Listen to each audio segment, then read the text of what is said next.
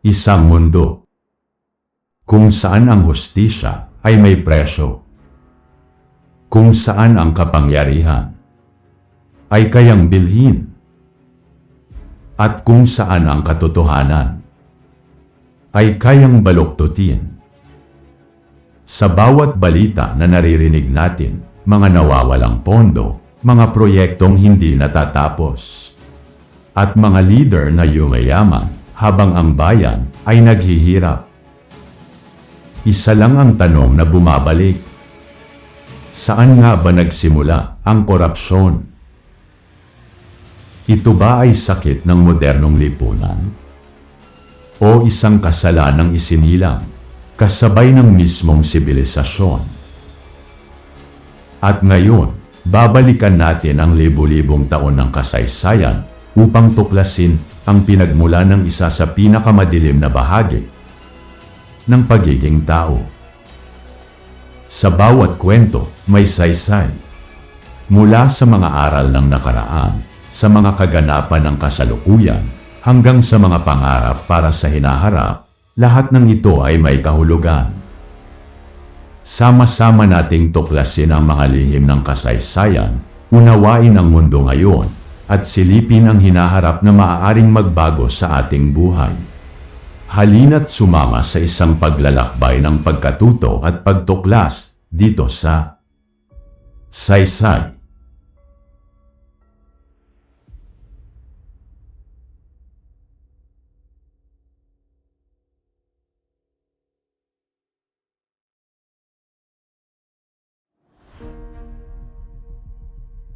Ano nga ba ang korupsyon?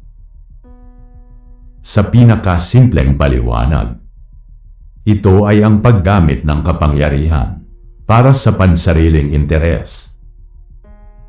Isang simpleng desisyon, isang pirma, isang lihim na transaksyon. At biglang nagbabago ang kapalaran, hindi lang ng isang tao, kundi ng buong bayan. Ngunit, ang mas nakakagulat, hindi ito bagong problema. Hindi ito produkto ng modernong politika, at hindi ito nagsimula sa isang bansa lamang. Ang korupsyon ay kasing tanda ng sibilisasyon mismo. Balikan natin ang simula. Bandang 3000 BCE, sa lupain ng Mesopotamia, ang tinaguriang Cradle of Civilization. Dito, unang nabuo ang mga lungsod, mga batas, at pamahalaan. Ngunit, kasabay ng kaayusan, dumating din ang pandaraya. May mga opisyal noon na tumatanggap ng suhol kapalit ng pabor sa korte. Kahit sa pinakaunang sistema ng hustisya, may mga taong handang ibenta ang katotohanan para sa kapalit na yaman. Ibig sabihin, kahit sa simula pa lang, ang sistema ng korupsyon ay nariyan na. Sa Ancient Egypt, isang sibilisasyong kilala sa karangyaan at kapangyarihan, nakatago rin ang madilim na katotohanan. At dahil dito, napilitan silang gumawa ng mga batas laban sa korupsyon.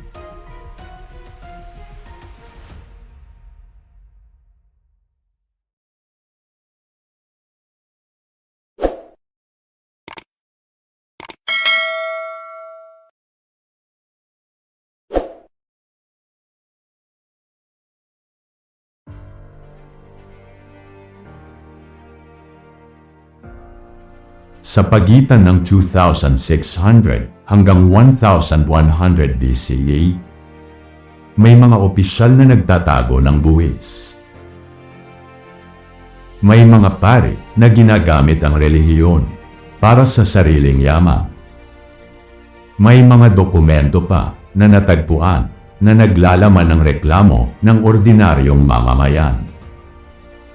Mga reklamo laban sa mga leader na dapat sana ay naglilingkod, pero piniling mang-abuso.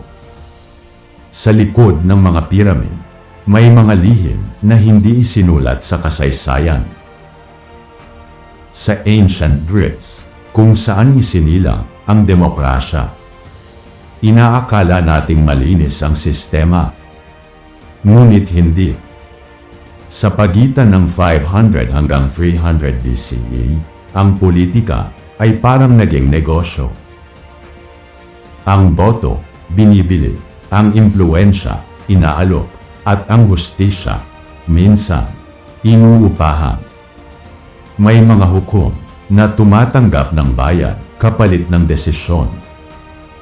Dito natin makikita na kahit ang demokrasya ay hindi ligtas sa tukso ng kapangyarihan. Sa Roman Empire, isang imperyong sumaklaw sa kalahati ng mundo, ang korupsyon ay hindi nalihim. Ito ay sistema. Ang mga gobernador nangongolekta ng buwis na higit pa sa dapat. Hindi para sa imperyo, kundi para sa sarili. At ang mas matindi, ang posisyon sa gobyerno ay kayang bilhin. Ang kapangyarihan, hindi pinaghihirapan, kundi binibili.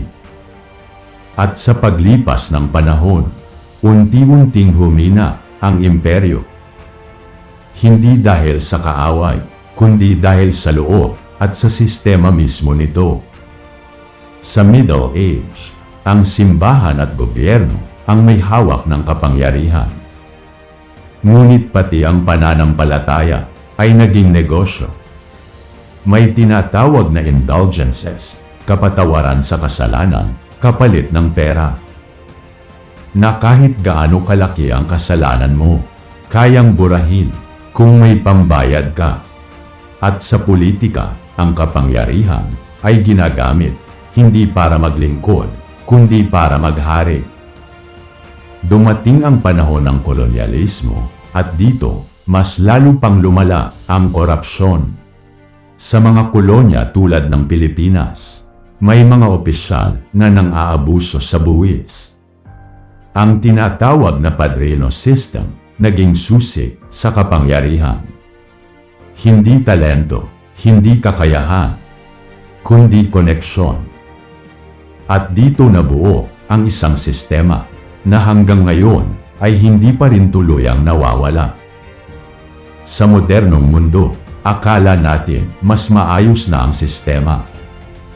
May mga batas, may mga ahensya, may transparency, at social media. Ngunit, nariyan pa rin ang korupsyon, sa anyo ng kickback sa proyekto, pandarambong, at paglustay ng pondo ng bayan. At sa bawat eskandalo, iisa lang ang napapatunayan, hindi pa tapos ang laban. Kaya, saan nga ba talaga nagsimula ang korupsyon? Sa Mesopotamia ba? O sa Egypt? Sa Greece? Sa Rome? O sa modernong mundo? Ang totoo, wala itong iisang pinagmulan. Ang korupsyon ay isinilang sa sandaling nagkaroon ng kapangyarihan at pagpipilian ng tao.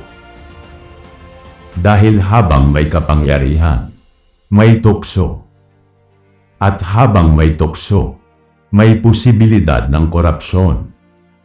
Hindi ito problema ng isang bansa, kundi bahagi ng pagiging tao.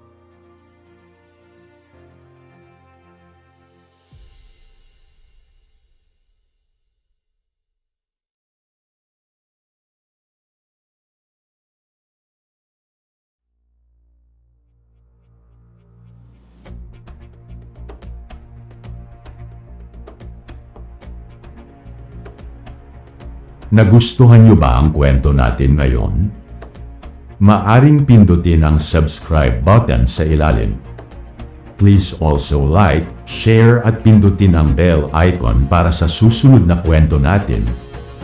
Magandang araw sa inyong lahat at ito ang Saysay.